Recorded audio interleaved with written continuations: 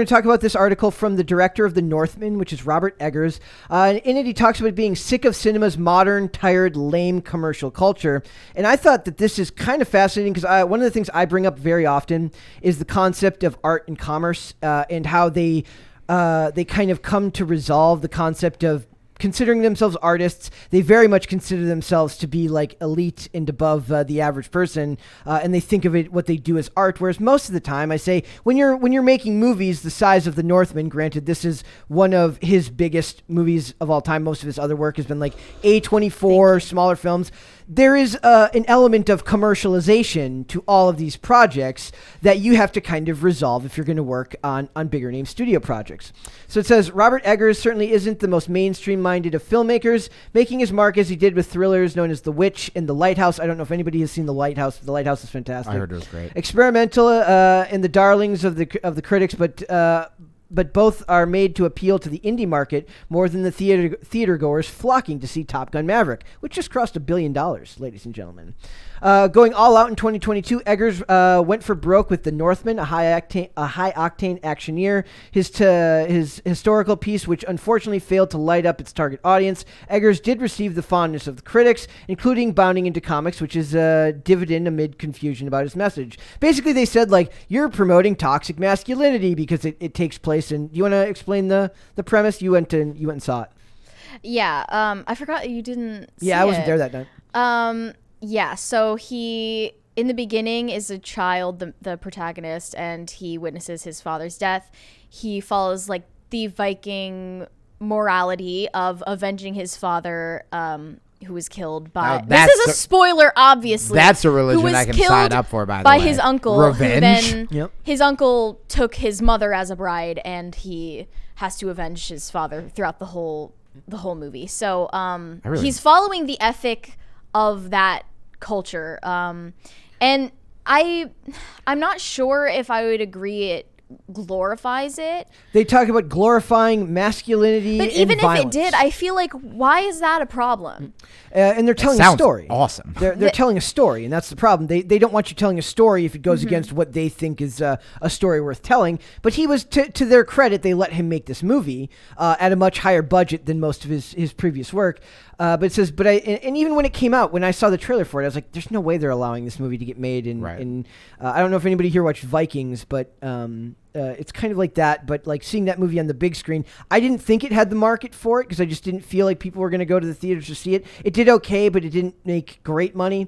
But the idea here is, he says, well, there's a lot of juxtaposing modern rules and morals in relation to historical periods in the modern cinematic climate. Eggers strove to be authentic to the Viking age and its matter-of-factness when it came to the way of the warrior. It reminds me of, I don't know if anybody here saw the trailer for Prey, which is like the Predator. I saw it. Yeah, okay. There's a line in there where she says, like, she wants to be a hunter because she's not supposed to be, because like that women aren't supposed to do that, which is not a luxury they would have ever been afforded in like a time like that, which is like, I don't remember what period of time. It was like the 1500s. It was like a long time ago. When you're just hunting to survive, modern feminist dogma is not something a character has the luxury of adhering to. That's something that is unique to this time period that we live in now. I now want to see a woke version of The Northman where like his dad I want to forgive you. His dad gets killed and then the uncle takes the wife and he's like, I should save her, but she can make her own choices. Yeah, she's a girl boss. I respect Yes, Queen Slay, am I She's right? just got to lean in, girl. Just lean in. Yeah. Was that the stupid book that lady wrote? It's fine. I don't care. So it says, I'm trying my best to articulate the physical material world of the Viking Age accurately, and also the Viking mindset without judgment. The without judgment part is important there, because when they talk about these things, when woke people talk about movies, they think that any story you tell, even if they're the bad guy, that you're somehow condoning that bad guy's behavior just by including it in your project. Everyone should go be the Joker and murder people. Which is a death to actual creativity. 100%. If everything you make means that you adhere to those beliefs. Yeah. I mean, essentially, that means we're all making those terrible movies we saw in high school, like the Dare, Don't Do Drugs with like the, McGruff the Crime Dog, where everything has to just be a lesson. It's edutainment. No, you can still make, that's why, everyone was talking about the dude from The Boys. I forget what his name, who should be nominated for something. The dude who plays the lead. Yeah. And he Anthony was Starr. Yeah, and he was in this My Secret Guilty Pleasure show called Banshee. Oh, Banshee's freaking Oh, fantastic. every time I have a breakup, I watch Banshee because it's literally just him being a dude, just him saving women, sleeping with those women, and then killing people and getting revenge. And like, I watch that, and I don't think it's bad to have these shows that like jack up your, it's like every time you see Fast and the Furious, everyone's like speeding out of the parking lot. And it's kind of like, okay, it's a little silly. Am I going to go kill people? No. But also, is it bad for me to want to be inspired to like defend a woman if I see her in trouble? Because I'll tell you, whenever I see a dude this happened to me in Vegas with my brother. Whenever I see a dude raising his voice with his girlfriend, I'm the only one who walks over. And I'm not the biggest guy in the world, but man, it's like, we do need more men. We do need more masculine people who are willing to step in and help people. I mean, Jesus, like we didn't even look at the cops with school shootings, not even wanting to go in. Yep. Well, and then there were brave people who actually did want to go in. And we're stopping them. Like, we don't need a culture. I want to peification. I was going to put, how do you say it? How do you say it without cursing? Blankification. We don't need that in Hollywood. Yes. So he says he admitted that being non-sanitized in the art of cinema, which is an uphill battle when producers want to dial back grim material, but getting his own way creatively is equally salient. That was a hard one. Equally salient issue which conjures envy in Eggers towards the old way of storytelling. Basically, he wants it to be a time when you were allowed to make the movie you wanted to make without a Fortune 500 conglomerate telling you, we've got focus groups telling you this is okay. Yes. We've got focus groups telling you this is okay. Yesterday, Greg Ellis was here. Yeah. And he had some amazing stories after the show about what it's like working in Hollywood, about just getting stuff made. Oh, I should have hung out. That's exactly how difficult it is. And this is the line that I thought you would find the most interesting, where he says, "This sounds super uber precious, but I think it's hard to do this kind of creative work in a modern secular society when it becomes all about ego and yourself," he said, recognizing that the auteur cannot simply make films for an audience of one. We've talked a lot about the idea of making art for artists and making art for an audience. And that's where I think a lot of them have this problem, where they want to make, the average filmmaker wants to make art for a director wants to make movies that other directors will or like, the critics only, or a critic will like. Whereas a whether you like him or not, what's his name from Star? See, I'm blanking today. Wait, from what? From Star Trek. From the movies. Chris Pine. J.J. Abrams. JJ, thank you. Yes. I'm having a blank moment. I wasn't Somebody super confident in that. When a JJ Abrams makes something that's not really thank you. Not really a great movie, but the average audience will be able to watch it. Or even Michael Bay makes Transformers movies that are not necessarily good movies, but you can go sit there for 2 hours and it's sanitized, but it entertains the largest amount of people. Michael Bay might not have been the best example. No, J.J. Abrams is good. I mean, I think the bottom line is, as an artist, you need to be writing for yourself. Right? If you're just writing for the critics and trying to be lofty and woke, it's inauthentic. If you're just trying to write, to pander to dumb audiences, or to try to, hey, it's like Friends meets Lost, and you're just trying to combine other popular things, also lame and inauthentic, or you're just trying to go along with the trend. Ooh, everyone's making, remakes with sassy ladies or whatever. It's gonna ring as inauthentic, not because it's ladies, but because the movie was built on pandering. It has nothing to do with the girls. It has to do with that. Whereas, like, I always tell young comics when they ask me for advice, it's like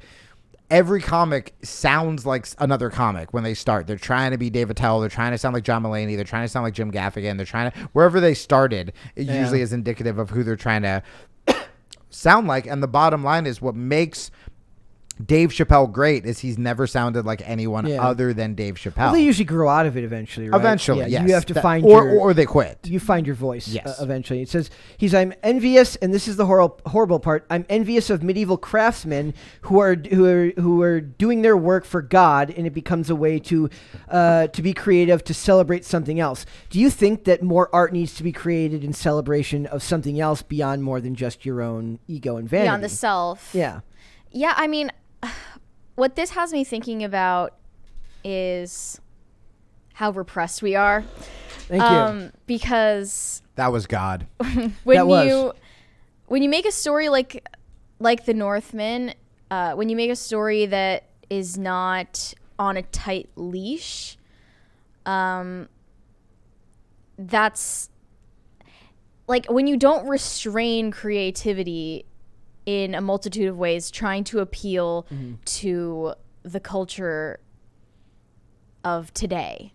Because then you're automatically handcuffing yourself. Yeah, you're like The Northman is a story that maybe resonated with people because it's about a person and his connections to other people, not just his self-actualization, and not in a way that we relate to. No, I love that. And, a non-political example I always used to use when I would talk about not listening to studios or test audiences is WALL-E, which I believe won an Oscar or was at least nominated. But if you pitched WALL-E to test audiences, all right, it's a 2-hour movie.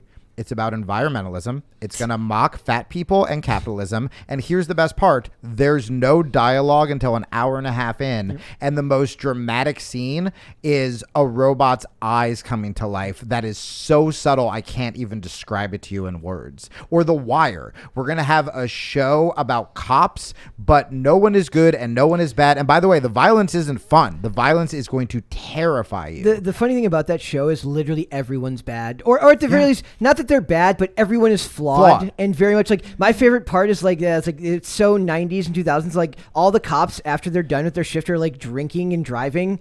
They're all drinking like in public places 100%. And like nowadays the whether depending on how you're framing the show, if the show is about the cops being the good guys, they would be portrayed as good guys only. Yeah, I mean, I even wonder if Seinfeld, it's like, we need someone more likable. Yeah. And it's like, no, the point is that none of them are likable. And so when you are writing, you hear so many authors, especially, they talk about how when they get in that flow state, it feels like they're possessed, and it feels like they're writing either so they're channeling something, and that could be God, that could be whatever it is, but you're not spending the whole time micromanaging every sentence of yours, being like, our audience is going to like this. Am I going to get in trouble? Or else it's not art anymore. I'm rewatching The Sopranos right now. On a bet from a friend because I never got it when I was younger.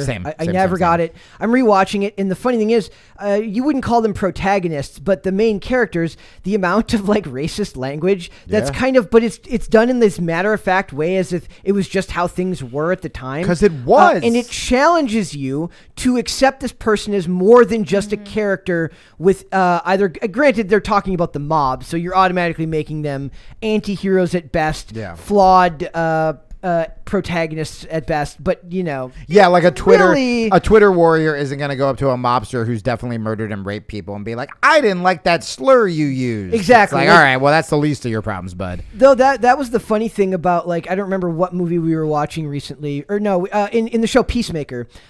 Peacemaker's dad, who's just a virulent racist. Oh, yeah. But also raised his son to be a murdering psychopath. They never take the dad to task for raising his own son to be a murdering psychopath. They raise him. They take him to task because he deigns to be racist. And so he says racist things, and they're like, and that's awful. Well, yeah, sure, your kid's a homicidal. You turned into a homicidal maniac because you trained him to be, but that's not what you did. What was bad? What you did was bad. Was is say awful things about people. Yeah. I don't like your policy on the border wall. Exactly. It's absolutely hilarious. It's like they don't know where they don't understand proportional response to anything. Like you used to be able to, and what I would guess is that back in the day, before race became everything in cinema, those lines would have been left on the cutting room floor, or it wouldn't have been seen as super important. It would have just been like they would have peppered stuff in there to like give you the vague idea that maybe this guy's kind of a crappy person, but they don't harp on it. Dennis Hopper scene in True Romance. I don't remember. I've never seen it. Riddled in N-bombs. Okay, but one of the most historic scenes where it's right before Christopher Walken's about to kill him, and there's no, and his death is obviously like profoundly affects Christian Slater and stuff like that. And, Christian Slater at the funeral wasn't like, man, I wish my dad wasn't racist. Like, it's like, you just understand that's the character. The racism isn't good. Was he a good dad who loved his son? Yep. But we don't need to address it. It's just like, it makes the character more three-dimensional, which is good. Do you watch many of like the faith-based films? Like that's which ones? Like, I mean, are we talking Hallmark? Any of them? Like that's like, because the thing that I thought was funny about this was like how he's talking about making art for God when movies about God nowadays tend to be very heavy. Like we're kind of getting into like Father Stu was great. Yeah. I heard that the Kurt Warner biopic was good as well. Like maybe we're coming into a renaissance where they're learning how to make these movies in a better way. I really hope so. I'm glad that you brought up WALL-E, because like that is a children's story. It's a children's movie. And I think it appealed to children because they are smarter than we give them credit for. 100%. And they don't have the restraints or like the limiting beliefs that we have that cause like adults these days to want such simplistic, reductive, two-dimensional characters and stories that don't actually talk about the ends of a human being. Yep. And maybe like the shortcomings, the like horrific shortcomings of humanity that WALL-E addressed. Yeah. So poignantly and like in a way that is still family friendly, because that's such a human story about a robot. Yep. Like I don't even know how to express like how lost we are in making movies like that anymore. I think The Northman was an attempt at that, because it's not an ego trip story. It's about other people. It's about his connections to other people and his ultimate destiny. Like, it showed him strung up in a nervous system that represented his entire ancestry.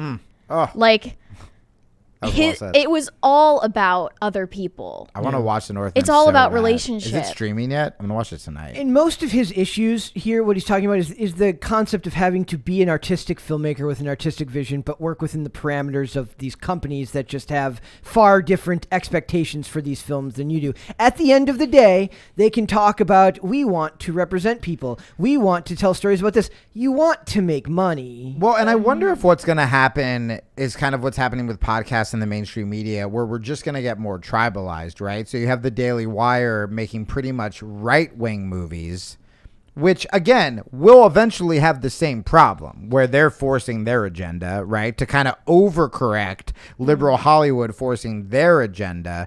And so maybe then you can have people that can go to each extreme, and then you can just have places that make fun movies. Like, I don't consider a revenge movie a right-wing movie. I don't consider an action movie. I don't consider something that's riddled with sex. I don't consider something that isn't starring like a Latina trans person in a wheelchair. Like that's what you need nowadays to be left-wing. I hope we can get back to the point after all of this like tribalistic fighting where we can just get back to, hey, you want to make this good movie and that good movie happens to star a black woman? Dope. Do it. You want to make this good movie and it happens to do with revenge and it's Chris Pratt slitting a bunch of people's throats because his family was killed? I mean, God, like, The Punisher. The Punisher, I think, did great on Netflix, and it was just that. Just a dude who lost his family and he's killing his way to revenge. Those stories are... since the dawn of time. Like, those stories are great. They're great. They're great. They're great. They're my favorite. I'm going to watch The Northman tonight. And then, yes, The Punisher was. I love the first season of The Punisher. The second season, I didn't really care. Second season was like a little more stereotypical storylines, but I was still kind of into it. But I did love all 3 seasons of Daredevil, and everybody who has not seen the Daredevil TV show should go. My younger brother loves Daredevil. I think the third season the best, because I would rewatch it. I still consider the first season to be the first best, season the best. in my opinion. Fair. But it says, closing thoughts, he says, any worldview where everything around them is full of meaning and is exciting to me because we live in such a tiresome, lame commercial culture now. Well, that's the world he lives in because of Hollywood, and I just it will be interesting to see where that goes. Because like I'd like to think that we here don't like adhere to any one belief system, and I'd like to see that go back to being the way it is in Hollywood. But I just don't see that happening anytime soon. As long as these movies cost as much as they cost to make, and the studio needs to check the right amount of boxes just to get the funding done for the project. So it's a problem. Super chats. Yes. Philip Allen McCracken says, well, I think he misspelled this, but the Kilstein, I love every time you appear. I need more of you, Jamie. Is there any of your content you recommend I watch? Oh, buddy. Well, I have a podcast. It's the curse word, but I'm going to bleep it out. It's called a F-Ups Guide to the Universe, which you can get on, you can go to jamiekilsteinpodcast.com. You can check out the vlogs I'm writing and leave comments that you like me. And a lot of the comments have been good. I never go in the comment section, but I did go in the other day for Allison after the episode where Allison tries to kill me with a skateboard multiple times. This is the kind of gold you're missing. And I saw one person, there were a bunch of nice comments, and one person went, "When is Kilstein going to be funny?" And I just responded with, "Thanks for your continual support and watching the podcast," and then a kissy face, or watching the vlog.